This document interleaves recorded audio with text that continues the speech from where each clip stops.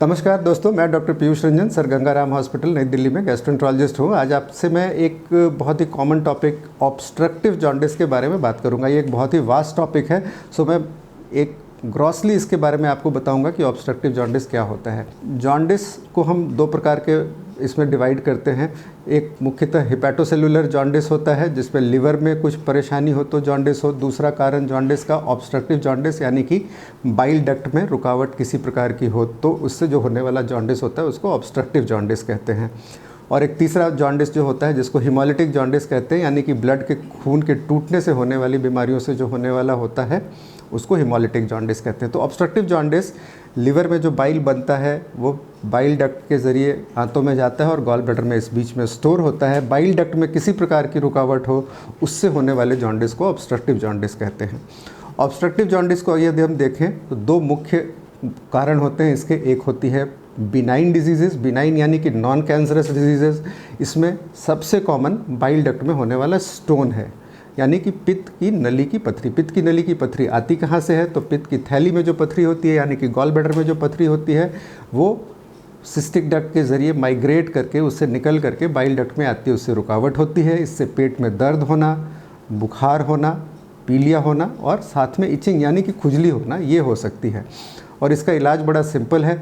इसका इलाज एंडोस्कोपी के ज़रिए जो ERCP की प्रक्रिया होती है उसके ज़रिए बाइल डक्ट के अंदर का ये स्टोन निकाला जा सकता है। अगर इन्फेक्शन ज़्यादा हो तो हम कुछ दिनों के लिए स्टेंट यानी कि एक प्लास्टिक की छोटी सी पाइप डालते हैं और इसके बाद गॉल ब्लैडर का ऑपरेशन कराने से ये चीज़ ख़त्म हो सकती है।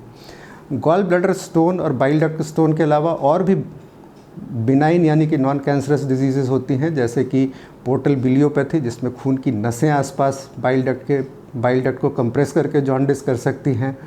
IgG4 रिलेटेड डिजीज़ आजकल बहुत ही कॉमन है।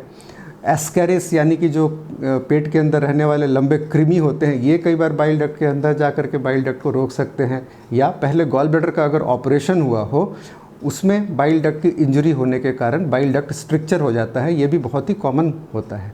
तो ये नॉन कैंसरस डिजीज़ हो गई। अगर हम कैंसरस डिजीज़ की बात करें तो 4 प्रकार के कैंसर होते हैं जो बाइल डक्ट में रुकावट कर सकते हैं। एक तो बाइल डक्ट के अंदर का कैंसर जिसको कोलेंजियोकार्सिनोमा कहते हैं। कोलेंजियोकार्सिनोमा लिवर के पास हो तो हम इसको हाइलर कोलेंजियोकार्सिनोमा कहते हैं। बाइल डक्ट जहाँ पे आंत में खुलती है अगर वहाँ हो तो इसको हम लोअर एंड कोलेंजियोकार्सिनोमा कहते हैं।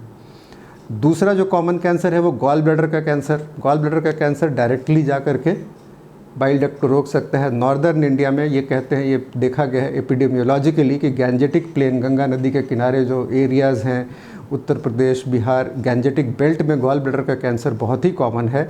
और नॉर्थ इंडियन सेटिंग में ये second most common obstructive jaundice का होता है कैंसर के कारण। तीसरी चीज़ हो गई पैंक्रियाटिक कैंसर।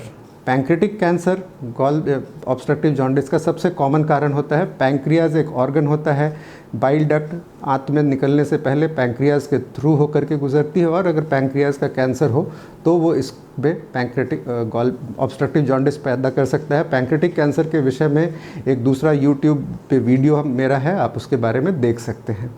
तो जब भी इस प्रकार के कैंसर, और चौथी कैंसर हो गई एम्पुलरी ट्यूमर्स कहते हैं, यानी कि डुओडेनम आंत में जहाँ पर खुलता है उस स्थान का कैंसर। तो जब भी कैंसर होता है तो कैंसर के ट्रीटमेंट का जो प्रिंसिपल होता है कि पहले हम उसकी स्टेजिंग करते हैं, यानी कि ये कैंसर कितना फैला हुआ है और यदि ये ऑपरेट होने के लायक है तब तो इसका ऑपरेशन होता है। और ये ऑपरेशन मेजर ऑपरेशन होते हैं, ज़्यादातर ये विपल सर्जरी होती है अगर डिस्टल कोलेंजियोकार्सिनोमा या पैंक्रियाटिक कैंसर हो तो। अगर गॉल ब्लैडर का कैंसर हो तो रेडिकल कोलेसिस्टेक्टमी, अगर हाइलर कोलेंजियोकार्सिनोमा हो तो लिवर रिसेक्शन या लिवर ट्रांसप्लांटेशन। ये काफ़ी कॉम्प्लेक्स सर्जरी हैं। अनफॉर्चुनेटली ज़्यादातर लोग जब इस स्थिति में आते हैं तो इसमें से एक अच्छे प्रोपोर्शन 60-70% लोग ऑपरेशन की स्थिति से बाहर होते हैं। वैसी स्थिति में जो ट्रीटमेंट का ऑप्शन होता है हमारे पास, पहली चीज़ होती है कि जॉन्डिस को कम करना। जॉन्डिस को कम करने के लिए जो चीज़ होती है वो ERCP के भी विषय में एक डिटेल्ड वीडियो मेरा अवेलेबल है। तो ERCP यानी कि एंडोस्कोपी के ज़रिए हम बाइल डक्ट में अंदर में एक स्टेंट, मेटल का स्टेंट डालते हैं जिससे कि ये जो रुकावट है वो खुल सके और ये जॉन्डिस ठीक हो सके। ये कैंसर का इलाज नहीं है, जॉन्डिस जो रास्ता रुका होने के कारण हो रहा है उसको खोल देने से जॉन्डिस कम हो जाता है। और इसके बाद फिर हम कीमोथेरेपी या सेलेक्टेड केसेस में रेडियोथेरेपी दे सकते हैं।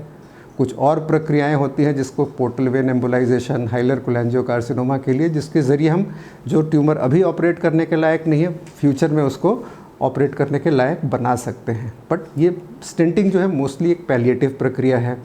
कई बार ऑब्स्ट्रक्टिव जॉन्डिस में जब नीचे से स्टेंट डालना ना पॉसिबल हो तो चमड़ी के ज़रिए पीटीबीडी डालना, या अब एंडोस्कोपी में भी कई सारी एडवांसमेंट हैं जिसमें हिपैटिको गैस्ट्रोस्टोमी यानी कि लिवर के अंदर स्टमक के थ्रू, पेट के थ्रू हम स्टेंट डाल सकते हैं, एंडो अल्ट्रासाउंड गाइडेड। ये काफ़ी सरल प्रोसीजर है जिससे लोग बाहर पीटीबीडी से बच सकते हैं।